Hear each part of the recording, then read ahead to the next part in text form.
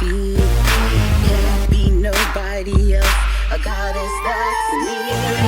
What you see is what you get. You ain't seen nothing yet. Guarantee sure bet. Are you ready?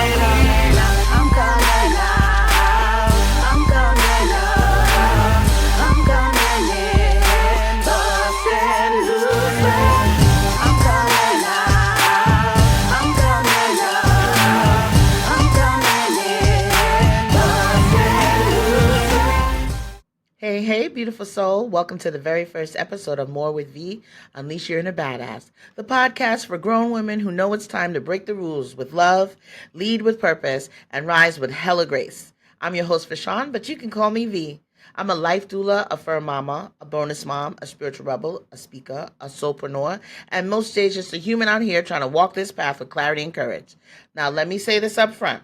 My inner badass, she didn't show up overnight.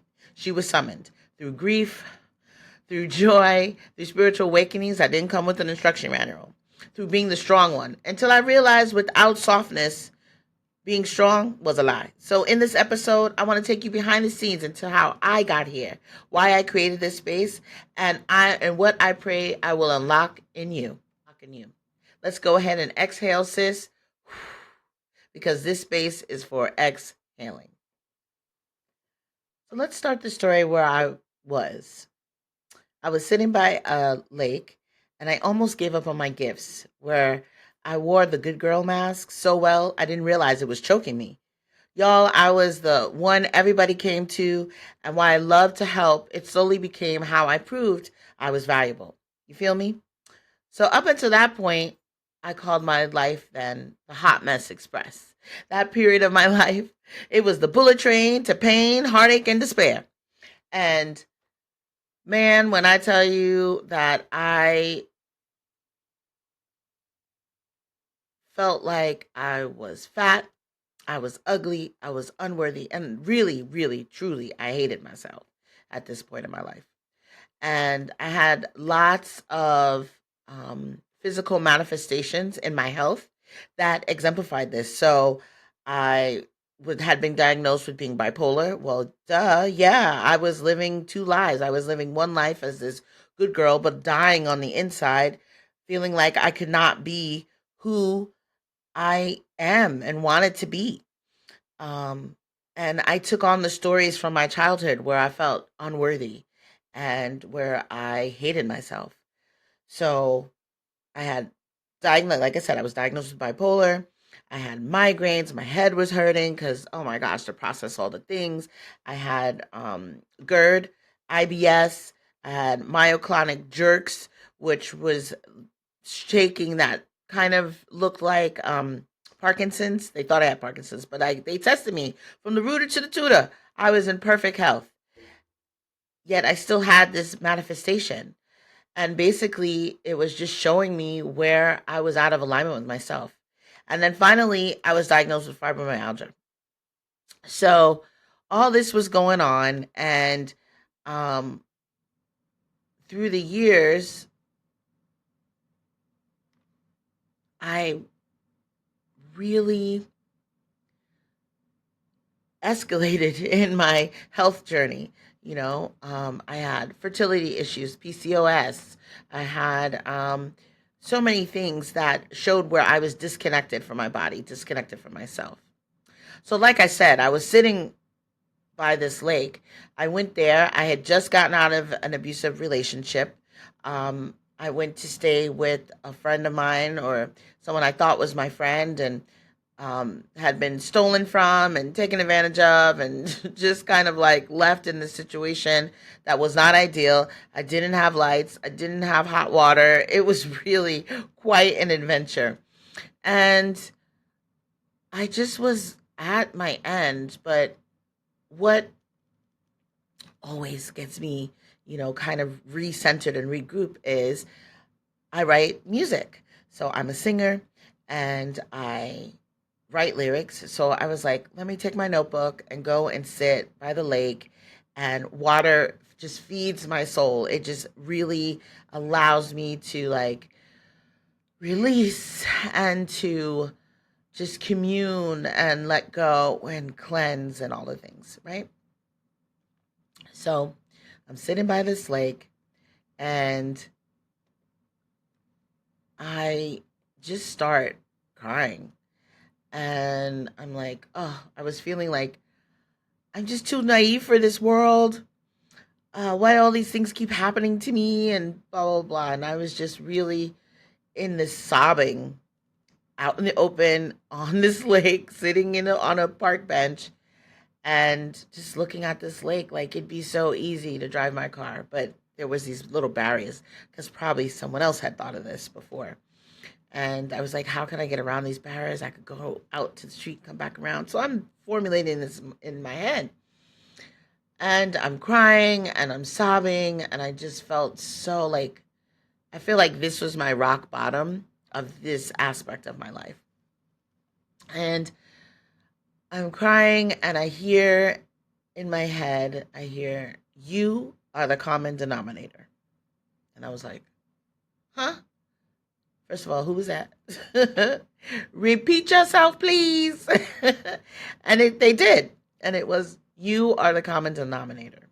And I was like, so at first I was like, oh, shoot, if I'm the common denominator, then I can fix this. So I just start laughing. So I'm laughing and sobbing and crying. And I swear, if anybody had rolled up on this, they would have been like, we might need to call the people. We might need to call the people.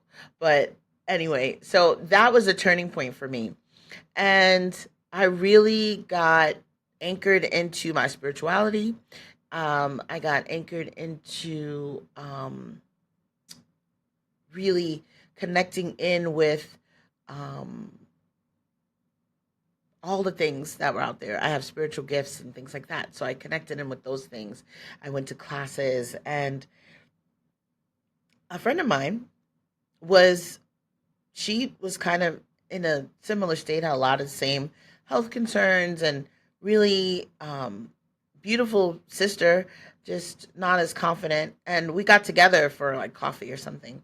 And and getting together, she was so confident and she was just so bubbly and so, you know, different. And I was like, girl, I don't know what you're doing, but I need to do that. And she's like, well, I'm doing pageants. Pageants? Oh, Lord. Pageants. Okay. Because I had this vision in my head of what pageants were. Like all of this like fake beauty and all this kind of things. And, there is an aspect of dressing up to it. But what I learned from doing pageants was that it's really you against you on your best day. And you doing your best that day, it may look different. Some days you win, some days you lose. And I started doing pageants. I really gained my confidence. I gained more of my zhuzh and authenticity. And it did for me what it did for her, which provided me with confidence that I was lacking. And I really started loving myself and seeing myself as just beautiful. And because people have always told me I was beautiful, people had always said, you're so gorgeous, you're so pretty, you're so this and that and the other, or you have beautiful eyes, you have like break me into parts and things like that. But, you know, I didn't look in the mirror and be like, you're so pretty. I was like, oh, look at this. Look how fat you are. Look at that line. What's that? You know? And, but with pageants, it really got me out of my shell, and it got me to know that I'm my only competition. None of these other people matter in the room. I, I am the competition. And when I say matter in the terms of like, it's me against me. So I started doing pageants. Then the vid happened. And with that, it was my greatest gift. Yes, I lost people. I lost some very close friends. I lost one of my closest sister friends up until that point. And I was really sad because we had plans and dreams that we didn't get to fulfill. And, we had girl trips to go on and all that kind of stuff. And it really made me feel sad for the times where I did not go to events and things. Um, but I love her because she never stopped inviting me. and I loved her very dearly, and I lost her, and I lost cousins and just various family members during the vid. And yet it was one of the greatest experiences for me because in the time I was in a partnership with someone, and I thought, oh my gosh, we've been kind of on the rocks and things weren't going that great. And I figured this is going to be so great. We'll actually get the time to spend together and really solidify our relationship, and it's going to be great. Oh, it was great, just not in the way that I thought. So, um, the vid offered space and time. I was already working from home, so it really wasn't that big of a deal for me, but it offered me the space and the time and the clarity to really see what was happening. So I made friends with someone that I had been like following for a long time online, and I love amazing men when they are in their amazingness, when they are in a healed state and they are able to really be that mirror for you. And that's what he was for me. He held up a mirror for me and said, hey, look at your life. Look at it for what it really is. Do you like it? And I looked around and I was like, what the fuck? Who created this shit? I don't know. I don't like it. I don't like it. So I was like, all right, I'm going to, I started making changes. I lost 80 pounds. I lost, I should say, I lost probably 280 pounds because I lost the partner. I got rid of the partner. I really started living in my space. I realized I hadn't ever lived in my space, and had really the space to myself. And I really just started discovering different aspects of myself.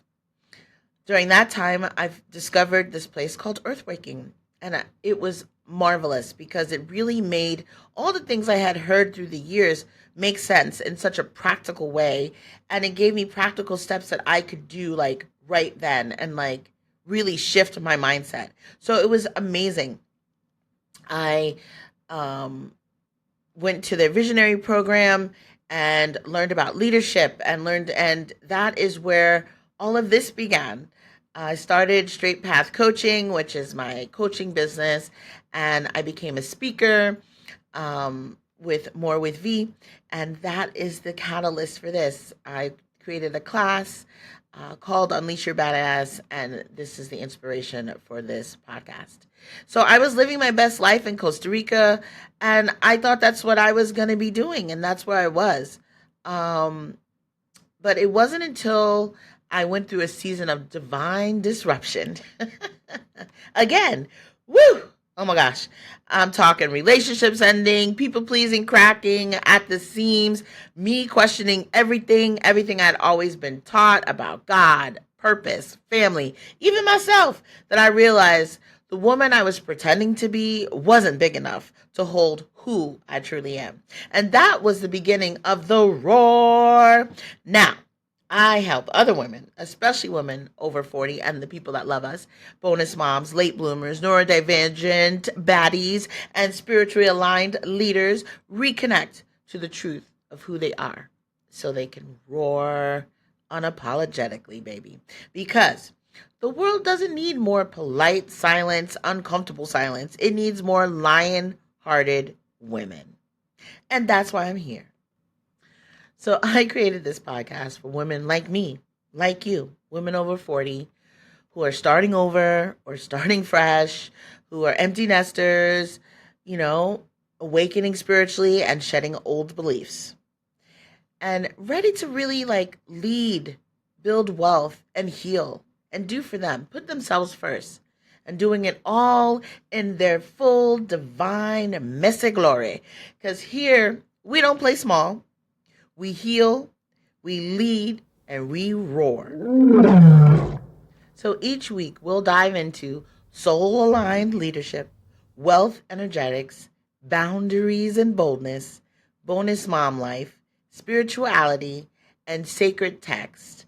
Real conversations that don't skip the truth about our bodies, relationships, and everything in between. We're going to have guests.